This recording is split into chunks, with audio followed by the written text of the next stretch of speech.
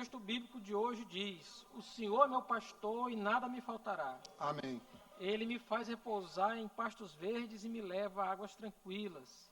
Salmos capítulo 23, versículos 1 e 2. Resumo da ata da 107ª sessão ordinária da 3ª sessão legislativa da 20ª legislatura da Assembleia Legislativa do Estado do Maranhão, realizada em 18 de novembro de 2025. Presidente, senhora deputada.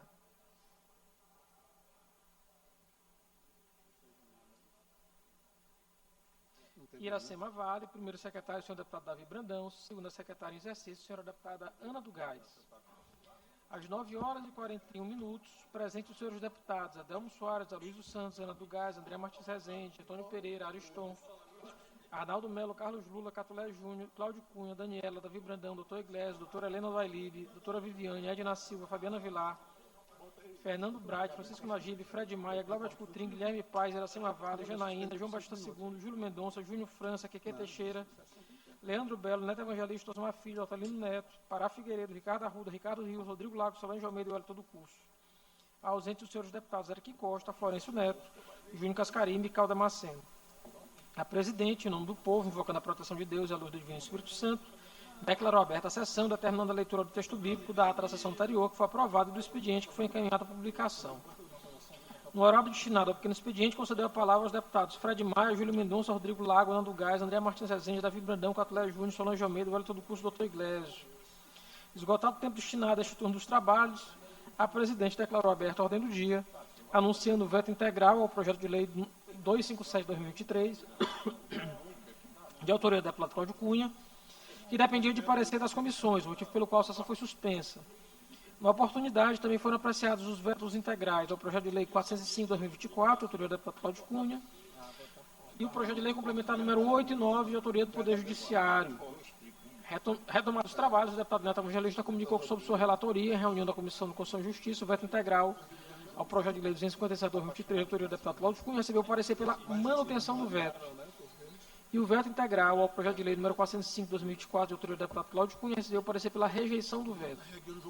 O deputado Neto Evangelista comunicou também que, sob sua relatoria, em reunião conjunta das Comissões de Constituição, Justiça, Cidadania e Administração Pública, Seguridade Social e Relações de Trabalho, os projetos de lei complementares 8 e 9 de 2025, de autoria do Poder Judiciário, receberam pareceres favoráveis. Dando continuidade à ordem do dia, após acordo de líderes, foram apreciados em bloco o veto integral ao projeto de lei 257/2023, de autoria do deputado Cláudio Cunha, o veto integral ao projeto de lei 169/2023, de autoria do deputado Carlos Lula, e o veto integral ao projeto de lei número 303/2025, de autoria do deputado Ariston. A votação foi realizada de forma nominal, em único turno, por meio do painel eletrônico, sendo os vetos mantidos, com nenhum voto sim e 30 votos não. A presidente determinou que a manutenção dos vetos fosse comunicada ao governador do Estado. O veto integral ao projeto de lei 405/2024, de autoria do deputado Cláudio Cunha, foi rejeitado, em votação nominal, em um único turno, por meio do painel eletrônico, com 31 votos sim e nenhum voto não. A presidente determinou que a rejeição do veto fosse comunicada ao governador do Estado. A medida provisória número 512/2025, de autoria do Poder Executivo, foi aprovada em um único turno e encaminhada à promulgação. O projeto de lei de conversão número 8/2025, oriundo da medida provisória 510/2025, também do Poder Executivo, após discussão pelo deputado Carlos Lula, foi aprovado em um único turno e encaminhado à sanção. Os projetos de lei complementar 8/2025 e 9/2025, ambos de autoria do Poder Judiciário, foram aprovados em primeiro e segundo turnos, em regime de urgência, e encaminhados à sanção. Os projetos de lei ordinária 208/2025 e 291/2025, ambos de autoria do deputado Catulé Júnior, foram aprovados em segundo turno, em tramitação ordinária. O primeiro foi encaminhado à redação final e o segundo à sanção. Os projetos de resolução legislativa 86/2025, de autoria do deputado Ricardo Arruda, 99/2025, 100/2025 e 108/2025, do deputado Neto Evangelista, foram apreciados em tramitação ordinária. Os três primeiros foram aprovados em segundo turno e encaminhados à promulgação. O PRL número 108/2025 foi aprovado em primeiro turno e encaminhado ao segundo turno. Os requerimentos número 493/2025, 494/2025 e 495/2025, de autoria do deputado Wellington do Curso, e o requerimento 503/2025, de autoria do deputado Iracema Vale, foram aprovados pelo plenário. O requerimento 489/2025, de autoria dos deputados Júlio Mendonça, Leandro Belo, Carlos Lula, Otalino Neto, Rodrigo Lago e Ricardo Rios, teve encaminhamento de votação pelo deputado Júlio Mendonça e foi indeferido pela mesa. O parlamentar recorreu ao plenário e a presidente informou que o recurso seria incluído na ordem do dia da próxima sessão. Já os requerimentos 491/2025 do deputado Fred Maia e 492/2025 do deputado Wellington do Curso foram deferidos pela mesa.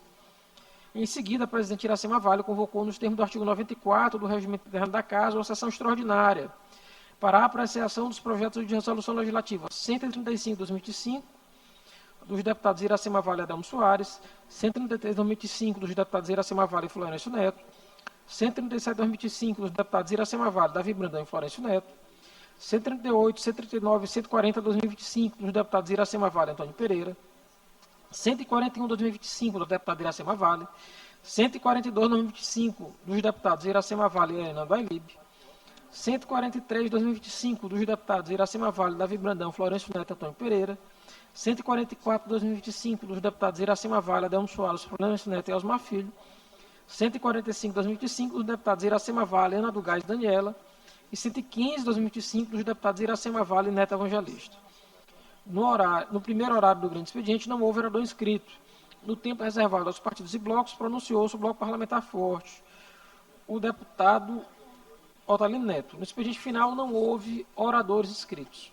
Nos termos do regimento interno, a presidente determinou a inclusão da ordem do dia da próxima sessão ordinária, no dia 25 de novembro, dos seguintes itens: projeto de emenda constitucional 2/2025, de autoria do deputado Neto Evangelista; projeto de resolução legislativa 47/48/2024, de autoria do deputado Fernando Braz; requerimento número 490/2025, de autoria do deputado Fred Maia; requerimentos 496 a 501/2025, todos de autoria do deputado Wellington do Curso; e o requerimento 502/2025, de autoria do deputado Ricardo Arruda. Nada mais havendo a tratar, a sessão foi encerrada, sendo lavrado o presente resumo da ata, que, lido e aprovado, será devidamente assinado, plenário do deputado Najib Aico, do Palácio Manuel Beckmann, 19 de novembro de 2025. Ata lida, senhor presidente. Ata lida e considerada aprovada. Concedo a palavra ao senhor. Eu tenho ainda mais uma ata, senhor presidente. Ah, tem mais ata? Porque tivemos uma sessão extraordinária no dia de ontem. Resumo da ata da 13ª sessão extraordinária, da 3ª sessão legislativa, da 20ª legislatura da Assembleia Legislativa do Estado do Maranhão, realizada em 18 de novembro de 2025. Presidente, senhora deputada Iracema Vale. Primeiro secretário, senhor deputado Davi Brandão. Segundo secretário em exercício, senhor deputado Catulé Júnior. Às 12h20, presentes os senhores deputados Adelmo Soares, Ana do Gás, André Martins Rezende, Antônio Pereira, Ariston, Arnaldo Melo, Carlos Lula, Catulé Júnior, Cláudio Cunha, Davi Brandão, doutor Iglesias, doutora Helena Vailib, Fred Maia, Glauber Coutrinho, Iracema Vale, João Batista II, Júnior França, Keke Teixeira, Inés Evangelista, Osmar Filho, Otelino Neto, Pará Figueiredo, Ricardo Arruda, Ricardo Rios, Rodrigo Lagos, Solange Almeida e Wellington do Curso. Ausentes, senhores deputados Aloysio Santos, Daniela, doutora Viviane, Adina Silva, Eric Costa, Fabiana Vilar, Fernando Braga, Florencio Neto, Francisco Najib, Guilherme Paz, Janaína, Júnior Mendonça, Júnior Cascaria, Leandro Belo e Mical Damasceno.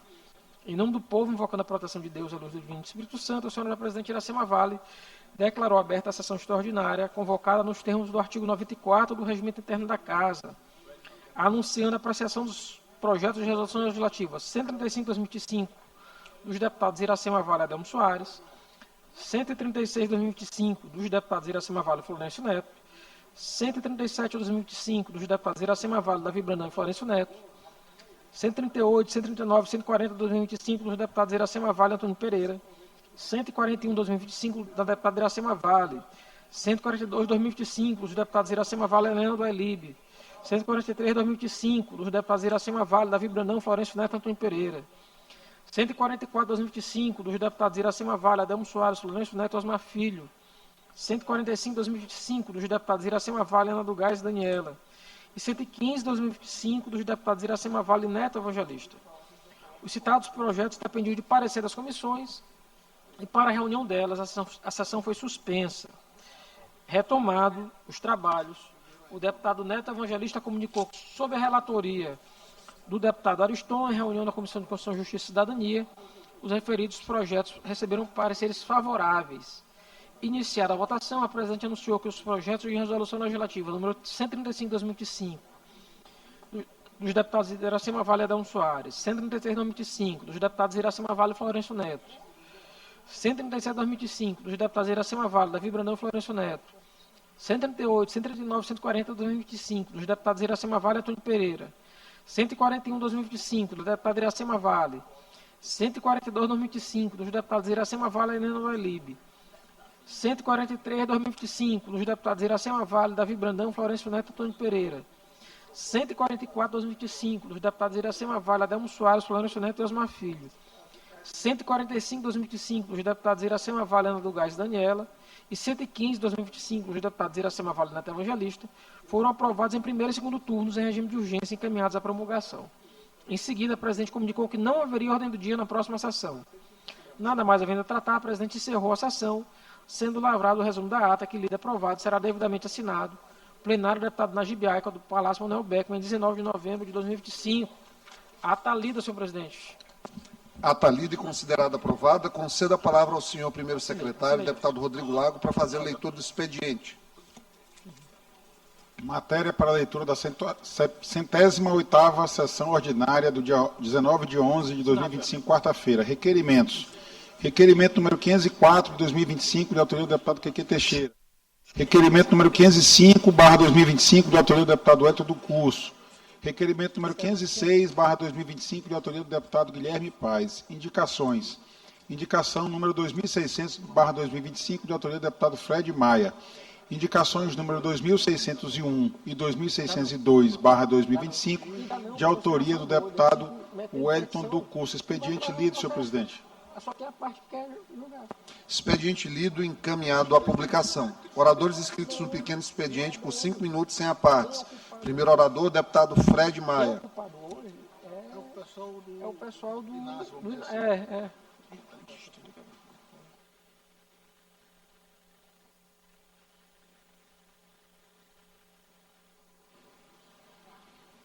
Bom dia, senhores e senhoras aqui presentes, todos senhores deputados, a imprensa, galeria. Eu queria comentar hoje aqui um fato que a prefeita Vanessa Maia, com mais uma de suas atribuições, está fazendo para a cidade de Pedreiras, principalmente para os comerciantes. A prefeita está conseguindo fazer a reforma de todos os mercados, entregou mais esse final de semana passado, mais o mercado dos cereais. E ontem, graças a Deus, chegou a climatização do mercado de Pedreiras. Então será, acho que o primeiro mercado municipal do interior que terá climatizador. Serão 9 climatizadores daqueles gigantes, grandes, mais de 2,5 metros de altura, de largura, que serão refrigerados a água, e isso se torna muito importante para a comodidade de quem ali usa e utiliza o mercado de Pedreiras para fazer as suas compras e se alimentar, como eu, que todo domingo estou lá comendo minha panelada. Então, eu queria parabenizar a essa ação e dizer que isso é de grande importância. Outra ação que eu queria ressaltar é que essa semana passada foi feita mais uma cirurgia de otorrinolaringologia no Hospital Municipal de Pedreiras. Então, isso é um ganho muito importante para a população. Todo esse cuidado que é dado à saúde na cidade de Pedreiras, desde o começo, com a reforma e ampliação do hospital, todo o tempo manutenção, é o único hospital da zona do interior, ali da região do Medmerim, onde tem uma sala especial para os RNs, para as crianças recém-nascidas, onde tem 2 incubadoras de transporte. Senhor presidente, deputado Iglesias, eu queria lhe comunicar que lá em Pedreiras, deputado Iglesias, a sala do RN, você como médico, ela tem 2 incubadoras de transporte. Você sabe que o recém-nascido, aquele que é prematuro, ele nasce cansado, tem que ter toda aquela atenção. Então, ele é colocado dessa incubadora para a ambulância e feita a transferência para a capital do estado. Então, são ganhos como esses importantes para a saúde do município. E isso mostra também o compromisso que a prefeita Vanessa Maia tem com o Centro de Especialidades Médicas, que esse Centro de Especialidades Médicas é mantido 100% com recurso próprio do município. não recebe recurso federal, não recebe recurso estadual para manter. É mantido os 2 cardiologistas, os 2 neurologistas, os 2 ginecologistas, fisioterapeutas, psicólogos, psiquiatras,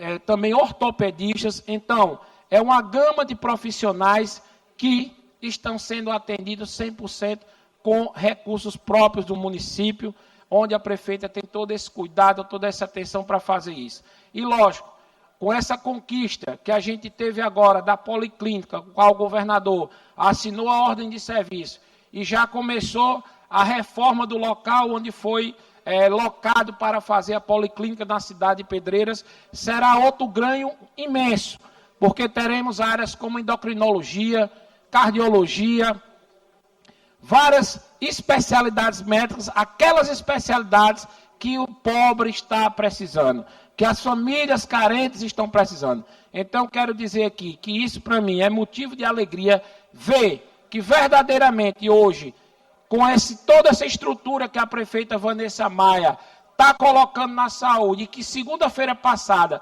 entregou a base descentralizada do SAMU para a cidade de Pedreiras, com 3 ambulâncias, sendo uma ambulância UTI, para salvar vidas. Isso é que é o importante. Então, eu quero aqui parabenizar toda a equipe da saúde de Pedreiras, toda aquela equipe que está ali naquela luta diária. Não é fácil. Nós sabemos que, às vezes, a pessoa pode chegar um pouco estressada, mas eles estão ali para atender bem a todos e salvar vidas. Então, a gente fica feliz em saber que temos um município onde a prefeita tem toda a preocupação de fazer um trabalho voltado à saúde, olhando em todos os aspectos que você imaginar, a saúde está sempre em primeiro lugar. Então, queria agradecer aqui, parabenizar toda essa parceria, essa luta que tem diária para com toda a equipe da saúde. São 20 equipes do PSF tratando de pessoas, o mais em casa, levando saúde, atendimento aos acamados, e isso é que nós temos que cuidar, da saúde. Ninguém vai em um hospital passear. Quando a pessoa vai no hospital é porque precisa fazer algo. Então nós temos um hospital onde faz partos todos os dias, o único hospital que tem ginecologista 24 horas por dia, que tem pediatra todos os dias no Hospital Municipal de Pedreiras. Então eu quero aqui agradecer, parabenizar toda a equipe. Essa minha fala hoje aqui é direcionada para a equipe de saúde, a secretária, aos assessores, ao motorista da ambulância, a cozinheira do hospital, a todos que fazem a saúde, aos enfermeiros. Concedo 1 minuto para a conclusão. Obrigado, senhor presidente. Então, eu quero aqui dizer a todos os profissionais que são da saúde, os meus parabéns. Sabemos que não é fácil, mas que vocês estão aí para salvar vidas. Muito obrigado, que Deus abençoe a todos. Próximo orador, deputado Carlos Lula, por até 5 minutos, sem direito a partes.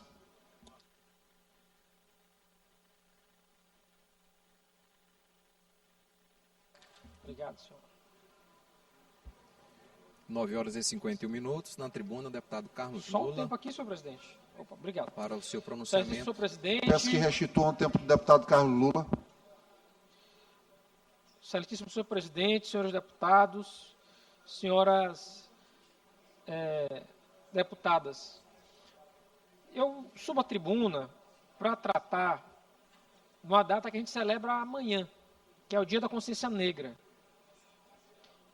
E é difícil a gente dizer que é uma celebração quando a gente tem ainda tanta desigualdade no país e, sobretudo, no estado do Maranhão. Então, eu diria que a data de amanhã não é de festa, mas de memória, de afirmação e de cobrança. De honrar Zumbi, Dandara e todas as pessoas negras que construíram o Brasil e que ainda lutam para existir plenamente.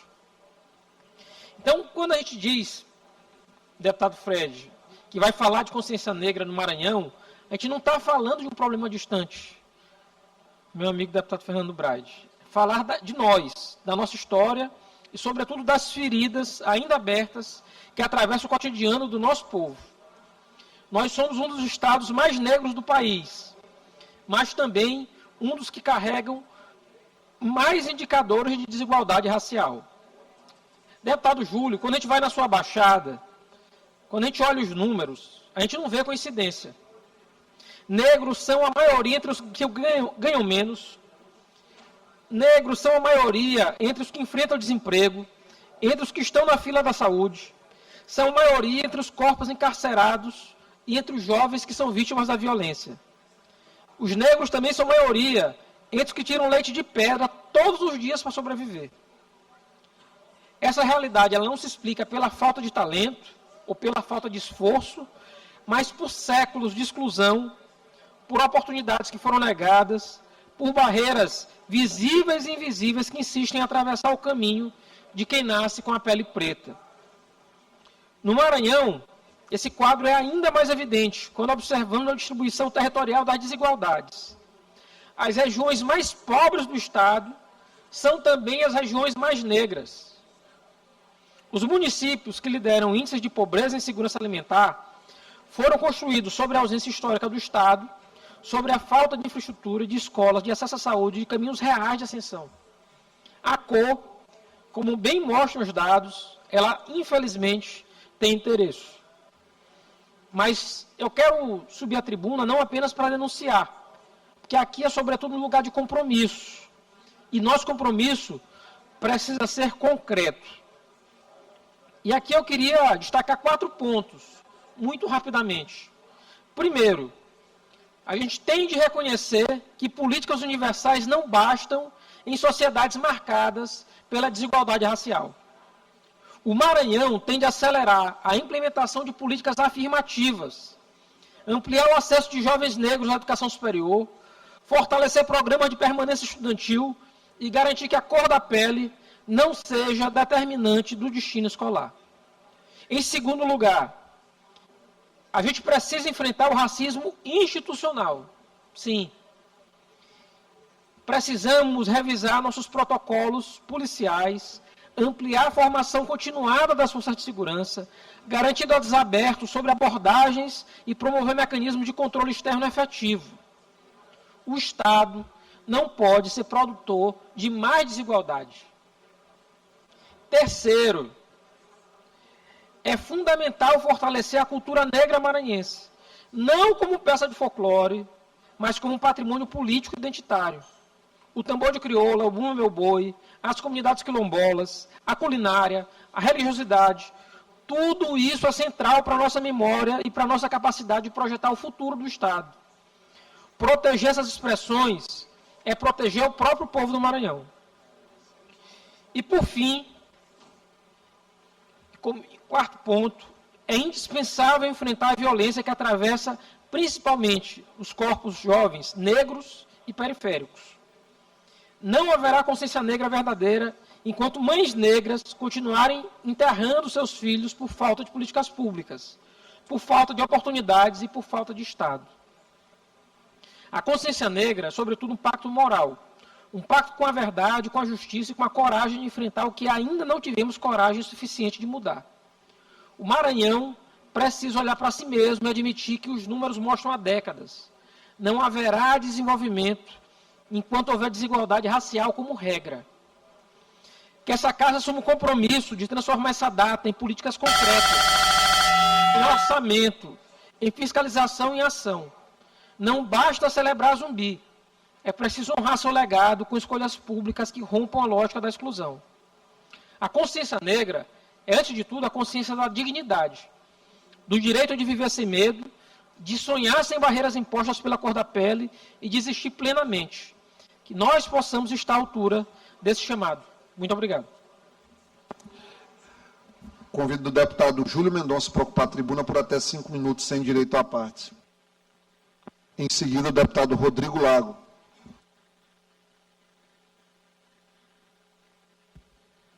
Horas e 57 minutos. Você continua acompanhando a sessão ordinária na Assembleia Legislativa do Estado do Maranhão. Nesse instante, 17 deputados registram presença nesta sessão de quarta-feira. E já na tribuna, o deputado do PCdoB, deputado Júlio Mendonça, para o início da sua fala. Senhor presidente, deputado Iglesias, ao lado do deputado Rodrigo Lago, né? Hoje a mesa está bem, com uma configuração bem diferente, interessante. Claro que o nosso Braulio também. Demais deputados, deputadas, internautas, servidores desta casa. Volto aqui à tribuna para falar de um tema que nós já vemos falando há algum tempo e que ainda é motivo de muita preocupação, deputado Otelino, que é a MA 014. Na verdade, é importante registrar os avanços da MA 014, dos trabalhos realizados pela Cinfra, no trecho que vai de Vitória até Olinda Nova, onde, inclusive, tem recursos do governo federal, tem lá, a gente veio, e aí nós precisamos ser justos, né?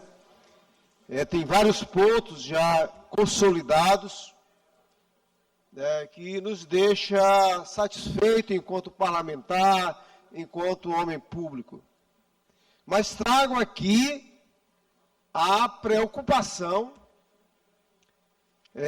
e aí eu tive a oportunidade de percorrer a MA 014 na toda a sua extensão, agora, esses dias, né? Cheguei, mais precisamente anteontem, de lá, dessa região, e o trecho que vai de São Bento a São Vicente simplesmente está um caos. É algo em torno de 40 quilômetros entre esses dois importantes municípios, e nós já estamos caminhando para o final do mês de novembro, hoje 19 de novembro, e nós não percebemos nenhum avanço significativo naquela região. Eu, claro, percorro mais aquele pedaço de estrada até Viana. Poderia até dizer que, apesar ainda da lentidão, e aí eu acho que foi o deputado Wellington que gravou um vídeo ontem perto de Viana, ainda um pedaço ainda sem asfalto, mas poderia até me dar como satisfeito e achar que, de fato, vão concluir a obra desse trecho até antes do período chuvoso, o que eu acho muito difícil, mesmo esse espaço está aumentando, esse espaço que está sendo feito o trabalho, mas quero aqui, de uma forma muito séria, chamar a atenção do governador Carlos Brandão, porque aquele trecho vai cortar se o período chuvoso chegar, de fato, geralmente como chega no mês de dezembro. E essas pessoas que moram em São Bento, São Vicente, Olinda, que precisam fazer, que tem um hospital Dr. Jackson Lago em Pinheiro como referência, entre outras coisas, na cidade de Pinheiro, vão ficar impossibilitadas, vão ficar sofrendo, como estão já com a poeira daquele pedaço. Então, aqui eu me manifesto de uma forma clara, mostrando a minha preocupação, a minha indignação, deputado Fernando Braide, pelo fato do governo ainda não ter dado a devida prioridade, não ter levado a sério a MA 014. E não adianta fazer só um pedaço, gente. Pelo menos fazer uma intervenção que garanta a trafegabilidade no período chuvoso. Então, nós temos aqui um vídeo, eu não sei se dá tempo aí, né, o vídeo. Nós temos um vídeo aqui desse trecho, vocês podem observar, desse trecho que eu estou fazendo, em torno de 40 quilômetros, né, onde a buraqueira é constante, a poeira é constante. Vejo o caminhão lá passando, quando vem ninguém enxerga nada, e ainda numa situação precária. E eu vejo várias pessoas comemorando que a MA 014 já está tudo feito, já está boa, deputado Rodrigo, né? Mas a realidade é essa aqui, ó. Esse trecho ali entre São Bento e São Vicente ainda está muito ruim. E não dá para a gente se calar, não dá para a gente se omitir. Por isso fica aqui o nosso pedido ao governador Carlos Brandão, que tenha sensibilidade, sei da seriedade e do compromisso do secretário Aparício Bandeiro, até da equipe da Cinfra lá, com os engenheiros, né? Mas é necessário chamar a atenção e essas pessoas poderem dar prioridade e o governo Carlos Brandão assumir, de fato, o compromisso de transformar, de melhorar a MA 014 como um todo. Próximo orador, deputado Rodrigo Lago, por até 5 minutos, sem direito à parte. Em seguida, o deputado Otelino Neto.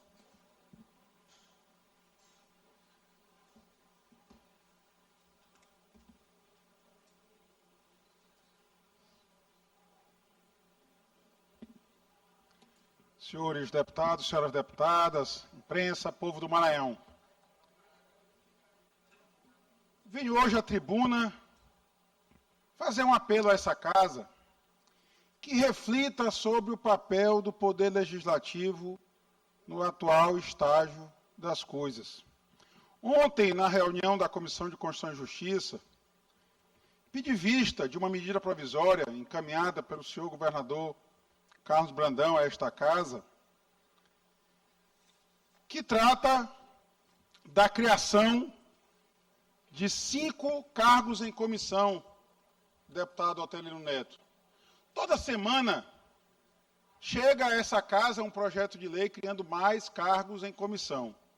Eu acho que o governador Carlos Brandão nunca extinguiu nenhum cargo, desde que assumiu e inchou a máquina pública.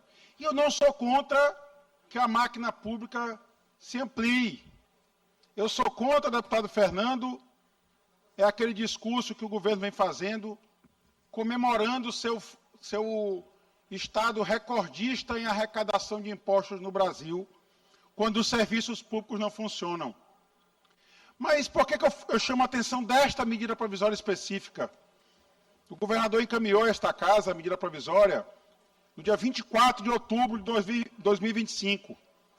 E disse que, na mensagem governamental, ao justificar a criação de 5 cargos em comissão, disse que a relevância da matéria reside na necessidade de aperfeiçoar a atuação administrativa para a concretização do princípio da eficiência, bem como a urgência decorre do princípio da supremacia do interesse público. Mais uma vez, deputado Carlos Lula, o governador mente, e mente a esta casa. E por quê? Porque ao editar essa medida provisória no dia 24 de outubro, publicada no Diário Oficial, nos dias que se sucederam, ele transformou cada um desses cargos em 24 cargos. O que era necessário, urgente e relevante ser criado por medida provisória, ele, nos dias seguintes, ele desfez. E a medida provisória está sob apreciação dessa casa. E eu pedi vista ontem na Comissão de Constituição e Justiça exatamente para que os colegas reflitam sobre o papel que deve ocupar o Parlamento maranhense aqui no nosso Estado. Ele, ao editar a medida provisória, nos dias seguintes, editou vários decretos. E esses decretos dizem o seguinte: fica transformado na estrutura da Casa Civil um cargo em comissão de assessor especial, símbolo isolado, em 24 cargos de auxiliar técnico 2, símbolo DAI 5. Transformou um cargo, presidente Arnaldo, em 24. Passou mais 2 dias, outro decreto, e transformou mais o segundo cargo também em 24. Depois outro, depois outro, depois outro. 5 decretos. Transformou 5 cargos em 120. Qual é o preço dessa conta para o contribuinte maranhense? Mais de R$200 mil por mês. Basta você multiplicar os 120 cargos pelo salário mínimo. E eu tenho certeza que não será só um salário mínimo que ele pagará a esses comissionados. O custo da farra dos comissionados, só com essa medida provisória, chegará o boleto na casa do contribuinte maranhense de R$2.600.000 por ano, que o governador Carlos Brandão agora está fazendo. Mais uma farra, ele tem feito muitas farras com dinheiro público. É a farra de Paris, é a farra do helicóptero da EMAP, as farras das mansões, tem mansão em Brasília, tem mansão em Imperatriz, é a farra do superfaturamento dos tablets, e agora a farra dos comissionados também sendo apresentada a essa casa. E fica a indagação, o que é que essa casa fará com essa medida provisória? Vamos aprovar uma medida provisória criando 5 cargos que nunca existiram, porque ele criou e transformou esses cargos. Os cargos, deputado Iglesias, nunca foram providos, nunca teve um ocupante. e a Assembleia Legislativa carimbará isso, só porque é a vontade do senhor Coronel Carlos Brandão. Então, trago essa reflexão para que o Parlamento maranhense ocupe realmente o seu lugar de independência, ainda que queira conviver em harmonia com o Poder Executivo, mas faça valer o poder legislativo da Assembleia. E não sirvamos aqui só de carimbadores dos papéis que chegam do Palácio dos Leões. Muito obrigado. Convido o deputado Otelino Neto a ocupar a tribuna por até 5 minutos, sem direito à parte.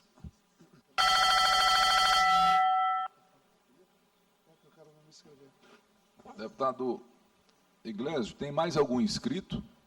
Somente eu, após Vossa Excelência. Vossa Excelência não gostaria de permutar comigo? Permuto com toda satisfação, sem problema algum. Só preciso que Vossa Excelência ocupe a tribuna, o deputado Fernando Braide aqui, que está com saudades dele, será um grande presidente aqui conosco. E o nosso secretário, deputado Ricardo Rios, aqui. Reais soluções, e não aquele blá, blá, blá.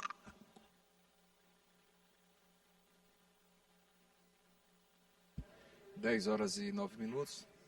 Teremos aí uma mudança na presidência dos trabalhos nesta manhã. O deputado Dr. Iglesias vai ocupar a tribuna para o seu pronunciamento por 5 minutos sem direito à parte, e o deputado Fernando Braide é quem assume a presidência dos trabalhos nesta manhã.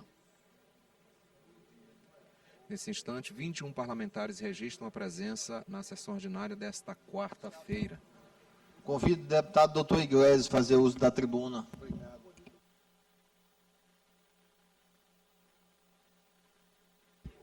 E, portanto, doutor Iglesias agora para o uso da tribuna no pequeno expediente por 5 minutos sem direito à parte. Logo em seguida, o deputado Otelino Neto é quem fará uso da palavra, como já foi anunciado a permuta na posição dos oradores. Deputado doutor Iglesias, do PRTB. Senhoras e senhores, bom dia. Subo à tribuna com a imensa alegria de aprovação ontem pelo Congresso Nacional do Marco Legal de Combate ao Crime Organizado.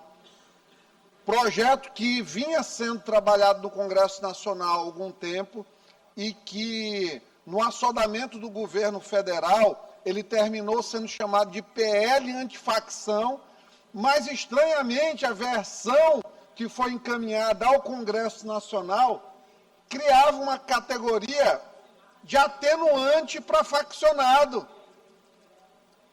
Existia a possibilidade no projeto do governo federal de criar uma figura em que o chefe da organização criminosa, da facção, poderia ficar preso por apenas 1 ano e 8 meses, inclusive com direito a regime aberto.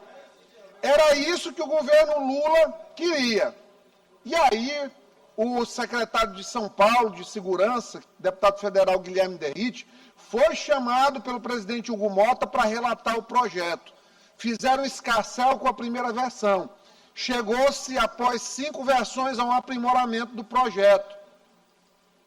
O Congresso Nacional cedeu uma pauta cara à direita, que era a equiparação das facções a organizações terroristas, colocou um verdadeiro pavor no governo federal. E isso aí foi o principal motivo do desespero.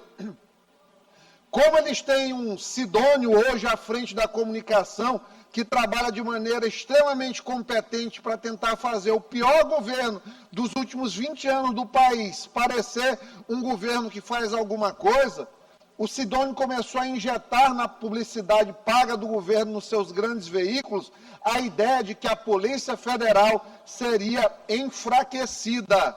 E até hoje eles estão fazendo isso. E até hoje eles estão disseminando essa mentira.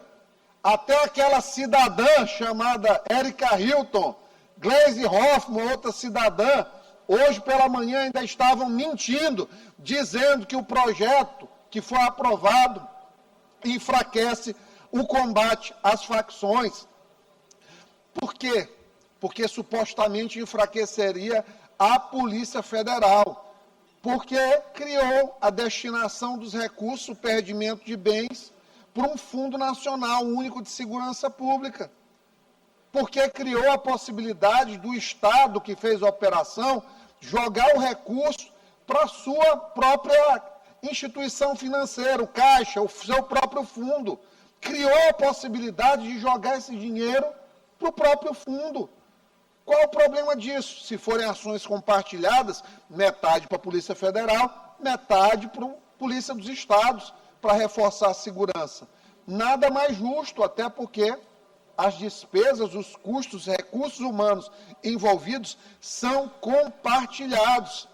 Mas o projeto do DERIT, além de tudo, ele aumentou muito as penas. É a primeira vez na história do Brasil que um faccionado, um chefe de organização criminosa, vai poder ficar 40 anos no chilindró, preso, sem progressão. Progressão com 40% de cumprimento, como o projeto do governo queria, chega, acabou, virou cumprimento mínimo de 70%, até 85%, para pensar em mudar de regime. Tem tipificação que foi criada que vai colocar pena de até 65 anos. Finalmente teve uma notícia alvissareira de esperança para a população brasileira de penas realmente duras para o crime organizado. E não esse tratamento de jardim da infância que o governo Lula imaginava ter. Mas sabe o que desesperou de fato o PT?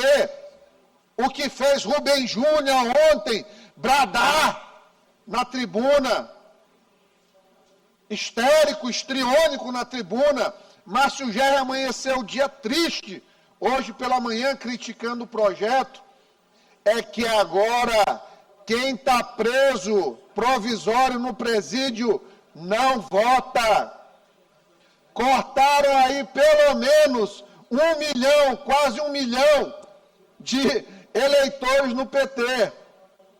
Quase 1 milhão de eleitores do PT, que é a população carcerária, agora não vota mais, sendo provisório ou não. Então, se isso tivesse acontecido,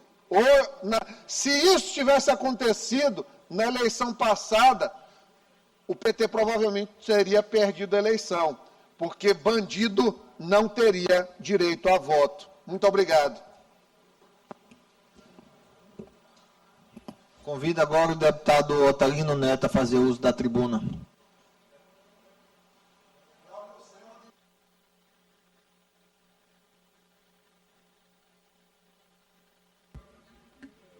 Dez horas e 15 minutos, você continua acompanhando a sessão ordinária nesta manhã de quarta-feira, aqui na Assembleia Legislativa. Nesse instante, o painel da Casa registra a presença de 22 parlamentares, ausente 20, e desse total, 5 parlamentares acompanham e participam de forma virtual desta sessão ordinária na Assembleia Legislativa.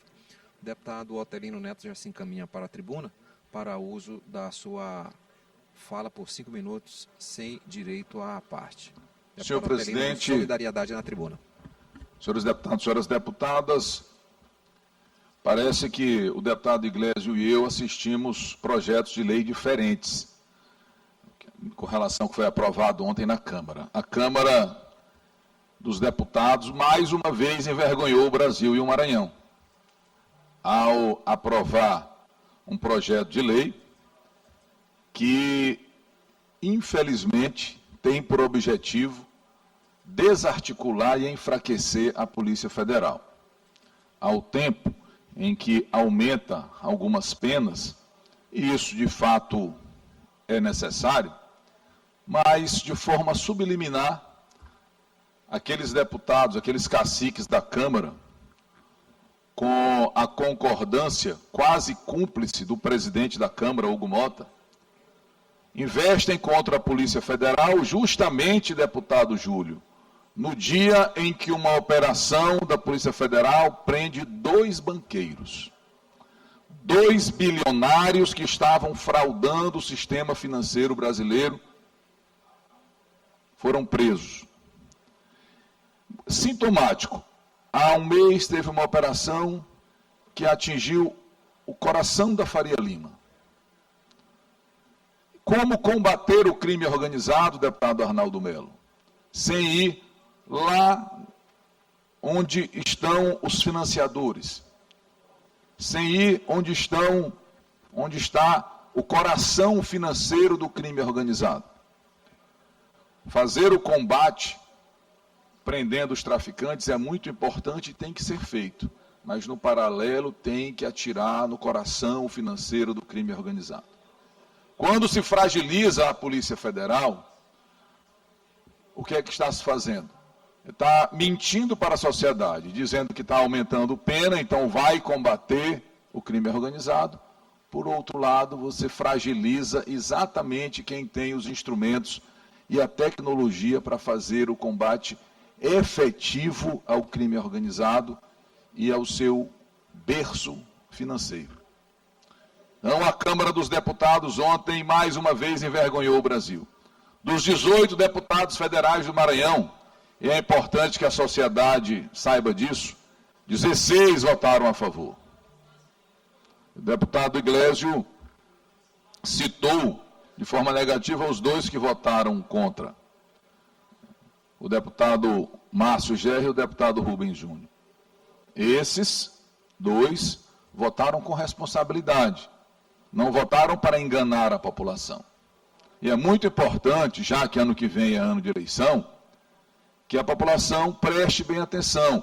A grande maioria desses que votaram para tirar recursos da Polícia Federal, votou naquela PEC da bandidagem que a Câmara aprovou para tentar fazer da impunidade uma regra e que, graças a Deus, foi enterrada pelo Senado Federal.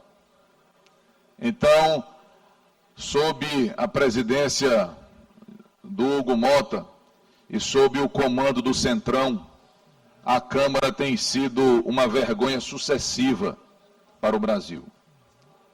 Ainda bem que temos esse modelo, onde tem sempre uma casa revisora, porque permite ao Senado corrigir, e muitas vezes, como foi no caso da PEC da blindagem, mais conhecida como PEC da bandidagem, fazer com que o Senado corrija os rumos.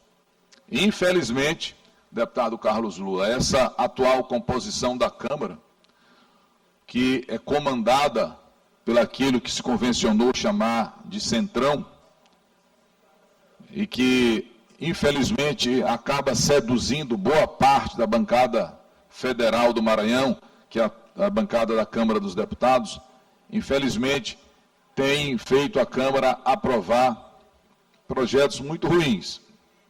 Mas tenho certeza que a população brasileira, em especial a população maranhense, está muito atenta aos deputados federais que estão desonrando os votos dos maranhenses e estão tentando, no momento em que a violência é um dos grandes problemas nacionais, enganar o povo brasileiro, dizendo que aprovou um projeto importante, quando, na verdade, está desestruturando a polícia que tem, como eu já disse, as condições técnicas de fazer o combate ao crime organizado.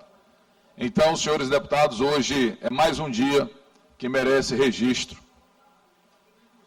A vergonha que a Câmara dos Deputados faz o Brasil, e no que diz respeito à esmagadora maioria da nossa bancada maranhense, faz esta vergonha para o povo do Maranhão. Muito obrigado.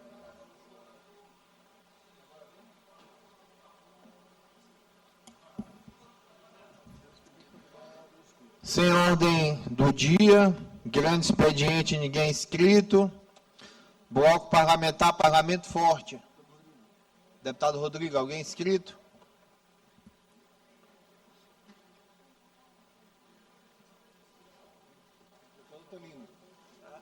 Deputado Otelino inscrito por até 9 minutos, com direito à parte.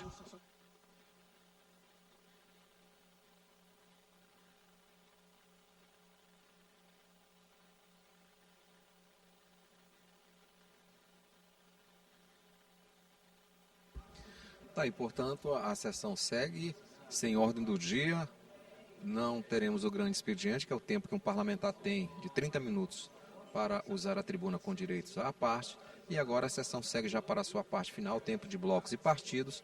Foi anunciado novamente o deputado Otelino Neto como orador. É o primeiro inscrito neste período de blocos e partidos. O deputado do Solidariedade já se encaminha para a tribuna para o início da sua fala. Aí no seu vídeo você vê Quem preside os trabalhos é o deputado Fernando Braide. Em pé, o deputado Aloysio Santos e sentado o diretor-geral da mesa diretora, Braulio Martins. Deputado Atalino na tribuna. Senhor presidente em exercício, deputado Fernando Braide, eu retorno à tribuna para contar para vocês uma história curiosa. Como o governo do coronel Carlos Brandão não é transparente, não fornece informações, nós temos recorrido sempre à lei de acesso à informação. E algumas vezes, apesar disso ser lei e não ser uma lei nova, alguns auxiliares do governador simplesmente não respondem. O deputado Rodrigo sabe bem como é isso, porque já teve recusadas algumas solicitações de informação com base na lei de acesso à informação. Todas as vezes que algum auxiliar do coronel Carlos Brandão, que por ora governa o Maranhão, todas as vezes que eles não fornecem as informações no prazo, eu ajuizo o mandado de segurança, e tenho obtido êxito em quase todos, e represento por improbidade o agente que se recusou a prestar a informação. E tenho acompanhado, junto ao Ministério Público, o andamento dessas representações. Pasmem, mas em 2025, quase 2026, tem gestores públicos que se recusam a prestar informações sobre a aplicação de recursos públicos. Esse, deputado Leandro Belo, é o governo Brandão. Esse governo que transformou o Maranhão num negócio de família. Mas tem um caso pitoresco. Vocês todos aqui devem ter ouvido, aliás, assistido, o governador das festas, que é o mesmo governador que sucateou a saúde, as estradas, as escolas. Ele, por onde anda, anuncia o cantor Wesley Safadão. Aí, deputado Cláudio Cunha, Vossa Excelência, que é cantor e dançarino nas horas vagas, nada contra contratar o Wesley Safadão, acho até algumas músicas dele muito animadas, muito alegres. Mas eu fico sempre pensando de onde sai esse recurso para pagar um cachê que não é baixo. Eu acho que o Wesley Safadão deve ser ali mais ou menos em torno de R$1 milhão para se apresentar. E outro dia ele esteve ali em Pinheiro, onde ele finge trabalhar, anunciou obras e disse que quando fosse inaugurar a estrada, ele ia chamar o Safadão. O Safadão esteve no Carnaval, ele esteve em Açailândia outro dia, teve uma promessa para ir à Imperatriz, não sei se foi ou ainda vai. O certo é que, por alguma razão, não sei se é por gostar da música, ou se tem alguma negociata pelo meio, o governador agora tem como preferência contratar o cantor Wesley Safadão. Mas aí eu fiz um ofício para o secretário de Cultura, perguntando sobre esses contratos, valores, se era pago diretamente pelo governo ou de forma indireta. Aí, deputado Rodrigo, deputado Ricardo, deputado Júlio, olhem só qual foi a resposta que o secretário deu. Detalhe, respondeu no último dia do prazo. Ele diz o seguinte: desta forma, em face das apurações rigorosamente conduzidas pelos setores técnicos desta pasta, a Secretaria de Cultura, é possível fornecer uma resposta consolidada aos dois eixos da solicitação de Vossa Excelência. Muitas palavras para enrolar e não responder. Informando que, no âmbito da Secretaria de Estado da Cultura, não constam registros de contratação do artista Wesley Safadão, em nenhuma das modalidades analisadas, direta ou indiretamente, a partir de 1º de janeiro de 2023. Senhoras e senhores, o que vocês estão ouvindo está escrito pelo secretário de Cultura do Estado. Deputado Fernando, Vossa Excelência já deve ter ouvido alguma vez o governador anunciar o Wesley Safadão, pois está aqui, deputado Arnaldo, secretário de Cultura, dizendo que o governo do Estado, de janeiro de 2023 para cá, não contratou, a Secretaria de Cultura não contratou o artista Wesley Safadão. Bem, se Se a Secretaria de Cultura não contratou, de forma direta ou indireta, e consequentemente não pagou, quem está pagando? Eu vou deixar esse questionamento no ar. Quem está pagando os diversos shows do famoso e reconhecido artista Wesley Safadão? Será que é a Vigas, deputado Rodrigo? Dali não sai, né? Só entra. É verdade. Então vai ficar o questionamento no ar. Deputado Rodrigo. Presidente Otelino, Vossa Excelência traz aqui um fato realmente muito grave. Eu também tenho sofrido na pele, assim como Vossa Excelência, e acredito que centenas de milhares de maranhenses, com esses pedidos de acesso à informação ao governo do Estado. E quero dizer que isso tem repercussão jurídica, porque não é admissível que o secretário de Estado da Cultura responda a Vossa Excelência um ofício como esse, negando que haja contratação do cantor Wesley Safadão. O Maranhão todo sabe disso. Já falam até que é o Safadão do Brandão, dizendo que o cantor Safadão é associado à imagem do governador Carlos Brandão. E todo dia ele anuncia, ele foi à Sailândia, pediram, ele garantiu que o Safadão ia para lá, para a Sailândia, já prometeu agora em Pinheiro, teve no São João, teve no Carnaval, já teve outras apresentações aqui no Maranhão. E dizer que isso não é contratado, o Safadão está interrompendo a sua agenda e vindo gratuitamente fazer uma palhinha num show aqui no Maranhão. Para o Papai Brandão? Para o Papai Brandão, toda hora ele grava um vídeo novo, faz propaganda dos tablets, propaganda do tablet superfaturado do governo Carlos Brandão. Então eu tenho certeza, convicção que o dinheiro público está ali.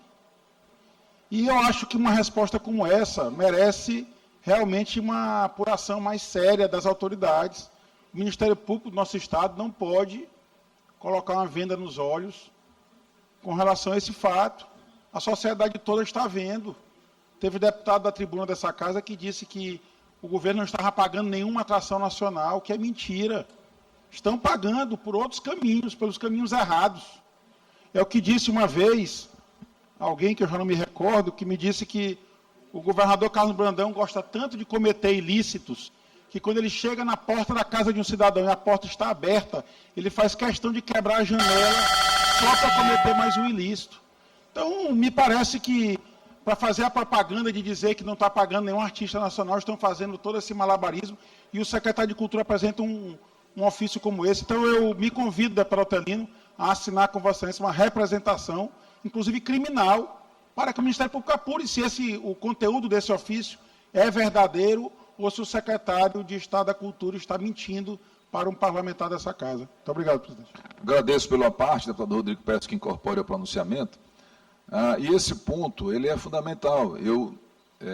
Faremos sim juntos, e eu quero avisar os auxiliares, alguns já sabem, porque eu já representei contra alguns, que todos os que não responderem às minhas solicitações de informação com base na Lei de Acesso à Informação, eu representarei junto ao Ministério Público. E lembrem que se vocês estão se sentindo protegidos hoje, essa proteção passa. O governador Brandão não tardará, porque ninguém é eterno, e vai sair do governo.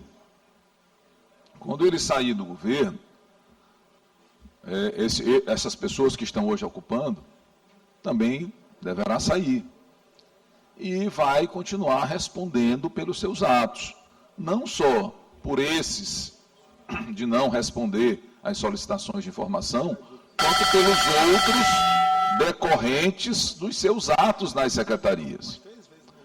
Aviso aos auxiliares do governador Brandão, quando recebem ordens do irmão do governador e da cunhada do governador para fazer as coisas de qualquer jeito, que o CPF do auxiliar está lá e que ele responderá. Quando ele estiver junto às forças, aos órgãos de controle, respondendo pelos malfeitos, pelos ilícitos, não vai adiantar dizer: mas eu fiz porque o Marcos Brandão mandou.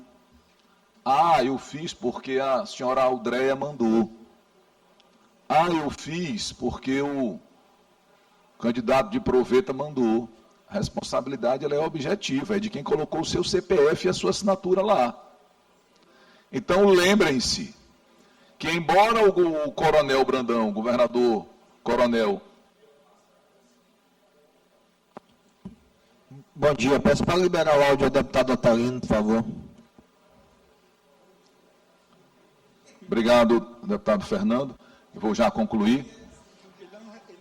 Que se lembrem que as coisas vão continuar e que, embora o coronel Carlos Brandão pense que ele está numa capitania hereditária, nós não estamos numa capitania hereditária, estamos no Estado Democrático de Direito. Aliás, governador Brandão, Vossa Excelência já ouviu falar nisso? Estado Democrático de Direito, lei. Lembre-se disso, que isso existe. Quero lembrar que o governador Brandão não é eterno e que as coisas vão passar e todos responderão pelos seus atos. E depois não adianta dizer que foi porque irmão, cunhada, sobrinho, papagaio, arara. Não foi porque dizer que foram esses que mandaram, porque vão ter que responder pelos seus atos. Então, venho à tribuna dizer isso. Parece inacreditável.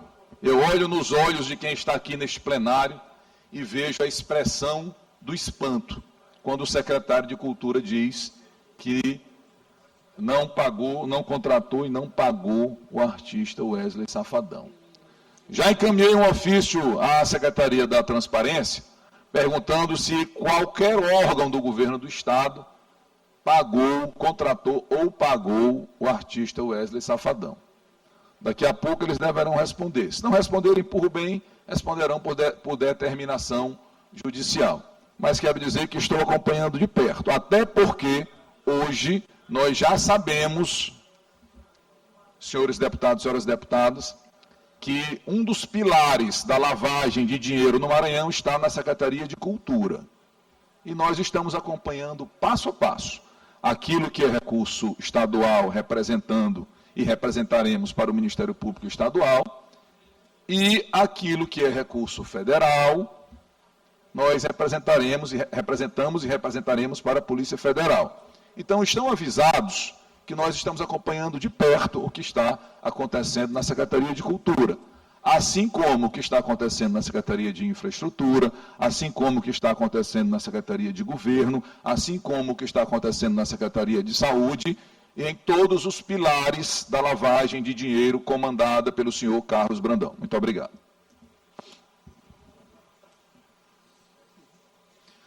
Pelo Partido Liberal, deputado Aloysio Santos. Alguém inscrito? Não. Bloco Parlamentar Unidos pelo Maranhão. Acho que é a deputada Edna Silva, não é isso? Tem alguém inscrito, deputada Edna? Pelo partido? Também não. Bloco Parlamentar Juntos pelo Maranhão. Deputado Arnaldo, alguém inscrito? Também não. Escala de reserva. Partido Novo, deputado Wellington não está na casa. Expediente final. Ninguém inscrito também. Leitura para inclusão de terça-feira. Projeto de emenda constitucional número 2, 2025, de autoria do deputado Neto Evangelista.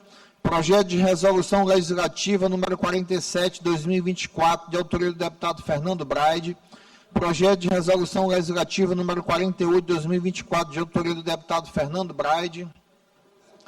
Requerimento número 490, 2025, de autoria do deputado Fred Maia. Requerimento número 496, 2025, de autoria do deputado Wellington no curso.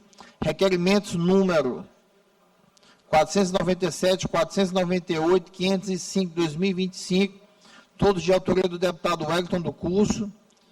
Requerimento número 499, 2025, de autoria do deputado Wellington do curso. Requerimento número 500, 2025, de autoria do deputado Wellington do curso. Requerimento número 522, 2025, de autoria do deputado Ricardo Arruda. E recurso do deputado Júlio Mendonça sobre o indeferimento do requerimento número 489, 2025. Requerimento número 504, 2025, de autoria do deputado Queque Teixeira. Requerimento número 505, 2025, de autoria do deputado Wellington do curso. Requerimento número 506, 2025, de autoria do deputado Guilherme Paes. Nada mais havendo a tratar, declaro encerrada a presente sessão. Muito obrigado a todos.